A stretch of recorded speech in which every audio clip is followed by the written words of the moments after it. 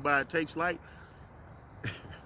I'm not sure how many of you remember, but it used to be a day in time way, way, way back when you took a picture with this thing called a camera, and the camera had film in it, and the film had to be taken somewhere to be developed, and then turned into a picture. Keyword develop, keyword develop.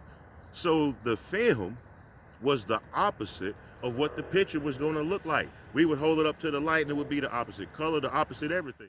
But guess what? When the source, when the light shines through the what we call negative, but it's just a transparent mirror opposite image into our reality, that's when we see what we see. That's what we see, what we see. We're on this side of a projector. So guess what? Imagine if all those frames, those different clips that somebody took with a picture, somebody stacked them up on top of each other like this. And as they stack them up on top of each other and you looking at them and the source, the light is coming through, then it looks like you're moving forward, but really you're standing still. And the light is making those images change. And how do those images change? And yes, they are the negative, but you're turning it into the positive. How do they change? Based on your mindset, based on what you illuminate to each frame. Now here's the crazy part about each frame. Each frame or each little negative picture thing has its own little negative picture things inside each one. So you can fuck around and get trapped in the frame. Or you can fuck around and live in a frame.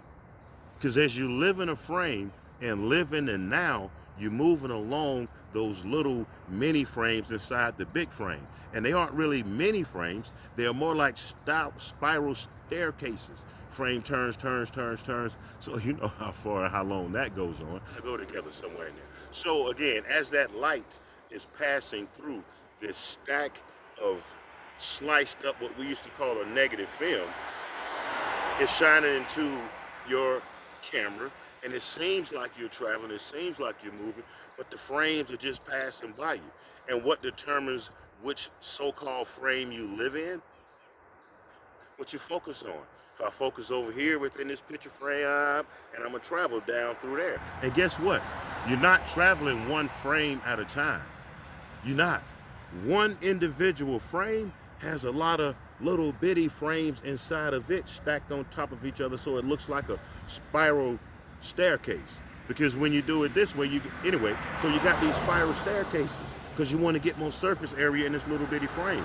So if you live in the now, in the one frame, you're not living in the one frame. You are living in all those small little negative images that you call them, but the light is shining through. So right now, if I just chill and live in the now, I go, damn, what a nice camera. Whoa, who invented the flash? Just moving right around in here. Wow, look at the trees. The trees are reflecting the light from the sun, or are they? The trees actually reflecting light to the sun, and we're reflecting light to the sun, and everything reflecting light to the sun, then the sun reflecting light back to us. All in one frame of a second. Hey, peace, love, and light is Mitch. Hope you have a great, outstanding, wonderful day.